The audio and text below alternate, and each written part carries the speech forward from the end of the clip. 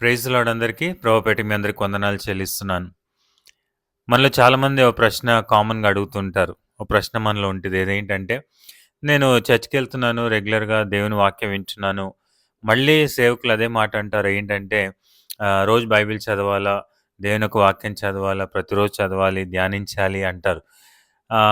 అవి నా వల్ల అవ్వట్లేదంటారు చాలామంది. ఎందుకు అంటే, స్కూల్‌కెళ్తున్న, కాలేజ్‌కి ఎగ్జామ్స్ టైము, ప్రాజెక్ట్స్ ఉంటాయి, ఆఫీస్ వర్క్స్ ఉంటాయి. సో, అంత బిజీ షెడ్యూల్‌లో మార్నింగ్ నుంచి నైట్ వరకు అసలు టైం దొరకట్లేదు బైబిల్ చదవాలంటే. కాబట్టి నేను వాక్యం వింటున్నాను కదా! ఇంకెందుకు బైబిల్ చదవాలి అనేటువంటి ఆ ప్రశ్న చాలా సార్లు మనలో వస్తా ఉంటది. అయితే ఒక మాట ఈరోజు మనం గమనిద్దాం. Dear brothers, sisters, especially young people చాలామంది ఈ మాటలు వింటున్నారు కాబట్టి ఒక సత్యాన్ని మనం అర్థం చేసుకోవాలి. బైబిల్ చదవడం అనేటువంటిది ఇది మనుషులు ఇచ్చినటువంటి మాట కాదు గానీ, స్వతహాగా దేవుడు ఇచ్చినటువంటి ఆజ్ఞ. Right? In the book of Psalms chapter 1 we read verse 2లో కీర్తనలు మొదటి అధ్యాయం 2వ వచనంలో దేవుడు క్లియర్‌గా మాట్లాడతాడు. అదేంటంటే, యెహోవా ధర్మశాస్త్రమునందు ఆనందించుచు దివారాత్రులు దాన్ని ధ్యానించేవాడు ధన్యుడు అని. So, it's direct command from God.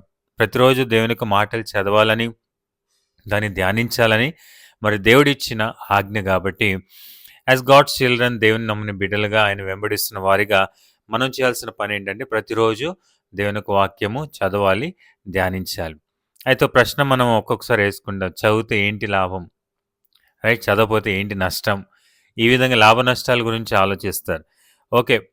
Bible చదవకపోతే ఏంటి నష్టము అనే సంగతి పక్కన పెడితే, అసలు బైబిల్ చదివితే వచ్చే లాభాలేంటి? కొన్ని విషయాలు మనం ఆలోచిద్దాం. రైట్? ఎప్పుడైతే మనకి లాభము ఇవి మనకి అర్థమవుతాయో, చదవకపోతే ఇవన్నీ నష్టం కింద మార్చబడతాయి గదా! రైట్? సో, కాబట్టి బైబిల్ చదివితే వచ్చే లాభం ఏంటి అనేటువంటిది దేవుని యొక్క వాక్యంలో అద్భుతమైన మాటలు కొన్ని విషయాలు మనము ఆలోచిద్దాం. దేవుని యొక్క వాక్యం the word of God Bible అనేటువంటిది మనుషులు రాసిందే కానీ పరిశుద్ధాత్మ దేవుడి యొక్క ప్రేరేపణ ద్వారా మనుషులు రాశారు. రైట్? దేవుడు చెప్తూ ఉన్నప్పుడు ఆత్మ ప్రేరేపణ ద్వారా రాయబడినటువంటి మాటలివి. ఈ లోకంలో మనుష్యులు బైబిల్ గురించి ఏమంటున్నారో మనం పక్కన పెడితే, దేవుడు ఏమంటున్నాడు ఆయన వాక్యం గురించి అది మనం అర్థం చేసుకోవాలి. ఆయన వాక్యం గురించి దేవుడు ఏమంటున్నాడు అంటే, యోహాను సువార్త మొదటి అధ్యాయం మొదటి వచనంలో ఒక మాట ఉంది. ఆదియందు వాక్యం ఉండెను, వాక్యము దేవుని యొద్ద ఉండెను, వాక్యమే దేవుడే ఉండెను కాబట్టి. రైట్? కాబట్టి మన చేతిలో ఉన్నటువంటిది పరిశుద్ధ గ్రంథము, దేవుని యొక్క మాటలు, అది సత్యమైనవి, అది జీవము గలది అని మనం అర్థం చేసుకోవాలి. It has life in it. ఇది జీవం గలగదు. ఎందుకంటే ఈ మాటలు ఇచ్చిందెవరు? జీవం కలిగినటువంటి దేవుడిచ్చిన మాటలు కాబట్టి ఇట్ హాస్ లైఫ్. రైట్? ఎవరైతే ఈ మాటలు విని, అర్థం చేసుకొని, తమ హృదయంలో చేర్చుకుంటారో వారి జీవితాలు అద్భుతంగా ఆశీర్వదింపబడతాయి. రైట్? కాబట్టి ఒక 2, 3 విషయాలు మనం ఆలోచిద్దాం. వాక్యం చదివితే వచ్చేటువంటి లాభం ఏంటంటే, మొట్టమొదటిగా దేవుని యొక్క వాక్యం మనకేమిస్తుందంటే జ్ఞానం ఇస్తది. It gives wisdom to us. అంటే నాకు జ్ఞానం లేదా? నేను చదువుకున్నాను గదా! పీహెచ్‌డీల వరకు, ఎంఎస్‌డీ అవన్నీ హై క్వాలిఫైడ్ గదా! నేను పర్సన్. Highly paid jobs నాకున్నాయి.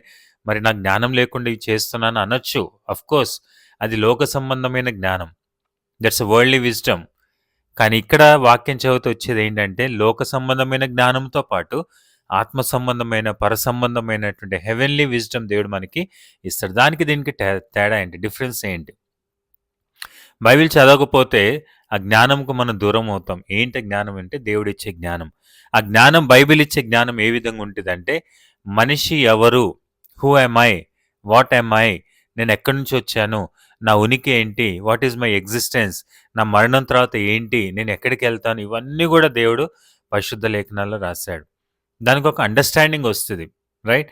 మనం ఏ విధంగా జీవిస్తున్నాం? ఏ విధంగా జీవించాలి? అవన్నీ గూడా దేవుడు జ్ఞానం ఇస్తాడు మనకు. అర్థం చేసుకునే జ్ఞానం ఇస్తాడు. కానీ ఈ లోకంలో మనం చూస్తే it's very difficult to get that wisdom. చాలామంది చాలా రకాలుగా మాట్లాడతారు. అవన్నీ మనం పక్కన పెడదాం. కానీ పరిశుద్ధ గ్రంథం దేవుడు మనకు నేర్పించేదేంటంటే, నువ్వు నా మాటలు చదివితే అది నీకు జ్ఞానం ఇస్తది అంటున్నాడు.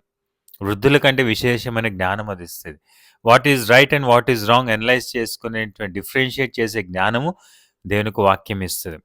సో, బైబిల్ అనేటువంటిది మానవుడు పుట్టిన మొదలుకొని మరణించేంత వరకు, మరణం తర్వాత కూడా ఏముంది లోకంలో సమస్తము తెలియజేసేది it's a word of God. So, as young people ఈ మాటలు ఎవరు వింటున్నా సరే, ఈ సత్యాన్ని గుర్తెరగాలి. ఎప్పుడైతే మనం బైబిల్ చదవడం మొదలు పెడతామో, రైట్? నాకు అర్థం కావట్లేదు అంటారు చాలామంది. I'm not able to understand. No problem. అర్థం అయినా అవ్వకపోయినా మీరు స్టార్ట్ చేయండి. బైబిల్ చదవడం స్టార్ట్ చేయండి. గాస్పెల్స్ నుంచి స్టార్ట్ చేయండి. ఆశగల ప్రాణం దేవుడు తృప్తిపరుస్తాడు. రైట్? దేవుడు అర్థమయ్యేలాగా చేస్తాడు. కాబట్టి మీ ఇంట్లో పెద్దవాళ్ళు మీరెళ్ళే చర్చెస్‌లో అడగండి. పెద్దవారిని అడగండి. ఎట్లా చదవాలి? They will give you in the right guidance. సరైన గైడెన్స్ ఇస్తారు మీకు. సో, బైబిల్ చదవడం వల్ల మనకొచ్చేటువంటిది జ్ఞానం. రెండోదేంటంటే బైబిల్ అనేటువంటిది it leads us in the right way. యేసుప్రభువు చెప్పారు యోహాను సువార్త 14:6 ఏమన్నారు? నేనే మార్గము, నేనే సత్యము అన్నాడు. సో, నేను సత్యవంతుడిని కాబట్టి నేను చెప్పే ప్రతి మాట కూడా సత్యమైనది. కాబట్టి నువ్వు నా మాటలు చదివితే నువ్వు సత్యమైన మార్గం తెలుసుకుంటావు. నువ్వు సత్యమైన మార్గంలో నువ్వు నడుస్తావు. ఈ లోకంలో చాలామంది చాలా మార్గాలు చూపిస్తారు. ఎస్పెషల్లీ దేవునికి వ్యతిరేకంగా పనిచేసేది అపవాది కాబట్టి Satan lead us into wrong way. So, సాతాన్ యొక్క పనేంటంటే మనకి రాంగ్ రూట్స్ చూపిస్తుంటారు. రాంగ్ థాట్స్ ఇస్తుంటారు. ఆ రూట్ ఎళ్ళు, ఈ రూట్ ఎళ్ళు, ఆ పని చెయి, ఈ పని చెయి అంటారు. కానీ దేవుని యొక్క వాక్యము ఏది కరెక్టో, ఏది మనకు మేలో అదే దేవుడు మనకి తన వాక్యం ద్వారా మాట్లాడుతాడు. So, the word of God leads us in the right way. తర్వాత మనం ఆలోచించి చూసినట్టయితే it protects us from evil. దుష్టు నుంచి ఆ వాక్యం మనల్ని భద్రపరుస్తుంది. అరే అదెట్లా అనొచ్చేమో. సాటన్ ఎప్పుడు రెడీగా ఉంటారు మనం అటాక్ చేయడానికి. అదే కనుక వాక్యం చదువుతున్న వారు ఎవరైతే చదివిన వాక్యం హృదయంలో దాచిపెట్టుకుంటారో అపవాది యొక్క అటాక్స్ వచ్చినా, అపవాది మనల్ని శోధించినా, పాపం చేసే అవకాశాలు తీసుకొచ్చినా ఆ వాక్యం మన హృదయంలో ఉంది కాబట్టి ఇందాక చెప్పే కదా వాక్యం జీవం గలది కాబట్టి ఆ జీవవాక్యము ఏం చేస్తుంది మనల్ని హెచ్చరిస్తూ ఉంటుంది. It warns us be careful. ఇది తప్పు, ఇది చేయకూడదు, అది చెయ్యాలి. అది మాకు ఒక తలంపు పుట్టిస్తూ ఉంటారు దేవుని యొక్క వాక్యం ద్వారా. కాబట్టి it protects us from the evil things, wrong things which harms us. మన నష్టపరిచేట అనేక విషయాల ద్వారా మరి ఆ విషయాల్లో మనం పడిపోకుండా వాక్యం ఏం చేస్తుంది మనల్ని భద్రపరుస్తుంది. ఓకే, ఎన్నిసార్లు మనం తప్పు పనులు చేసాం ఒక్కసారి ఆలోచించండి. We don't get any warning signs, right? ఆ టైంలో మనకి ఎవరు వార్న్ చేసేవారు ఉండరు. కానీ వాక్యం చదివినప్పుడు ఆ వాక్యం మనల్ని హెచ్చరిస్తుంది, మనల్ని భద్రపరుస్తుంది. అండ్ ద ఫోర్మోస్ట్ చాలా ఇంపార్టెంట్ థింగ్ ఏంటంటే the word of God's gives us eternal life. దేవుని వాక్యం మనల్ని ఏం చేస్తుందంటే నిత్య జీవం ఇస్తుంది. Right? It gives us eternal life. ఇందాక చెప్పే కదా వాక్యం జీవం గలది. ఆ వాక్యమే దేవుడు. దేవుడు జీవం గలవాడు కాబట్టి ఆయన మాటలు మన హృదయంలో అంగీకరించి రైట్ మన జీవితాన్ని ప్రభు సమర్పించుకొని పాప క్షమాపణ పొందినప్పుడు అది వాక్యం ద్వారా జరిగింది కాబట్టి ఏమవుతుంది? మన గమ్యము పరలోకం అవుతుంది. రైట్? కాబట్టి దేవునికి ఉద్దేశం ఏంటంటే ఈ లోకంలో ప్రతి ఒక్కరు కూడా నిత్య జీవం పొందుకోవాలని. నిత్య జీవం పొందుకొని ఇంకా చాలామంది అది నిర్లక్ష్యం చేస్తున్నారు. లైఫ్ ఇంకా చాలా ఉందిలే అనుకుంటారు. Life is very short dear brothers sisters. Right? చాలామంది వెహికల్స్ మీద ఒక స్లోగన్ రాస్తూ ఉంటారు. ఏంటది? డెత్ ఈజ్ అన్ఎక్స్పెక్టబుల్ కాబట్టి enjoy your life as you like అని. Yes, of course death is unexpectable. మరణం ఎప్పుడు వస్తుందో తెలియదు కాబట్టి నీ బ్రతుకును జాగ్రత్త పరుచుకొని మనం ఆలోచించాలి. ఇష్టం వచ్చినట్టు జీవించడానికి కాదు. సో దేవుని యొక్క వాక్యము ఎందుకు చదవాలి? అది మనకు లాభమే. ఇన్ని లాభాలు మనం చూసాం కదా. ఎన్ని లాభాలు చూసాము? జ్ఞానం ఇస్తుంది, ప్రొటెక్ట్ చేస్తుంది ఈవిల్ నుంచి, రైట్ వేలో నడిపిస్తుంది, నిత్య జీవం ఇస్తుంది. ఇన్ని లాభాలు ఉన్నాయి. ఇందాక ఒక ప్రశ్న అనుకున్నాం కదా, ఏంటది? బైబిల్ చదవపటి ఏంటి నష్టం అని. చదవపటి ఇవన్నీ నష్టాలే. ఇవన్నీ మనం పొందుకోలేం. సో ఎస్పెషల్లీ యంగ్ పీపుల్ చాలామంది ఏమంటారంటే, అన్న నేను బైబిల్ చదవ మొదలుపెట్టాను కానీ నేను కంటిన్యూ చేయలేకపోతున్నాను, ఏం చేయమంటాను? అది నీ చేతిలో ఉంది డియర్ బ్రదర్స్. దేవుడు చెప్తా ఉంటాడు చదువు అని, ధ్యానించు అని. ఆ మనస్సు ఆలోచన మనలో పుట్టాలి. అంటే దేవుడు మాట్లాడుతున్నప్పుడు నీతోనే మాట్లాడుతున్న సంగతి అర్థం చేసుకో. చాలామంది స్టార్ట్ చేస్తారు, వదిలేస్తారు, మళ్ళీ స్టార్ట్ చేస్తారు, మళ్ళీ వదిలేస్తారు. అంటే ఆ విధంగా ఉండదు. ఏ విధంగా అయితే మనము శారీరక ఆరోగ్యం కొరకు ఆహారం తింటామో ఆత్మీయ ఆరోగ్యం కొరకు ఆత్మీయంగా మనం బలపరచబడడానికి కూడా ప్రతిరోజు ఈ ఆత్మీయ ఆహారం మనము తినాలి. ఎప్పుడు చదవాలన్నా చాలామంది ప్రశ్న వేస్తాం. మీ ఇష్టం, ఇట్స్ అప్ టు యూ. కానీ చాలామంది చెప్పే దైవజనులు అంటే ఉదయాన్నే సమయం తీసుకొని కొన్ని వచనాలు మీకు అర్థమైనంత వరకు కొన్ని వచనాలు చదవండి. లేదు కుదరట్లేదు మార్నింగ్ ఒక 2 వచనాలు చదవండి. ఇది తిరిగి వచ్చిన తర్వాత ఒక టైం తీసుకుని కొంత టైం వాక్యానికి స్పేర్ చేయండి.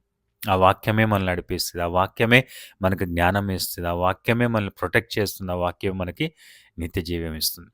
సో డియర్ బ్రదర్స్, సిస్టర్స్, వాక్యం ఎందుకు చదవాలి? దేవుని యొక్క వాక్యం ఎందుకు చదవాలంటే మనం ఆశీర్వదింపబడ్డానికి. కాబట్టి ఇప్పటివరకు ఒకవేళ అది డిస్కంటిన్యూ అయినా లేకపోతే ఇప్పటివరకు చదవకపోతే ప్రభు చెప్పే మాట, ఈ రోజు నుంచి నా మాటలు చదువు, నేను అడుగు అడుగునా నేను దీవిస్తాను దేవుడు వాగ్దానం చేస్తాను. చేద్దాం పని. ప్రతి ఒక్కరు ఈ తీర్మానం చేసుకొని ప్రతిరోజు బైబిల్ చదవాలి, ధ్యానించాలని తీర్మానం చేసుకోండి. దేవుడు తప్పకుండా మన వేసే ప్రతి అడుగులో దేవుని యొక్క సహాయం ఉంటుంది. దేవుడు మనల్ని ఆశీర్వదిస్తాడు, నడిపిస్తాడు. Okay, so thank you. God bless you all.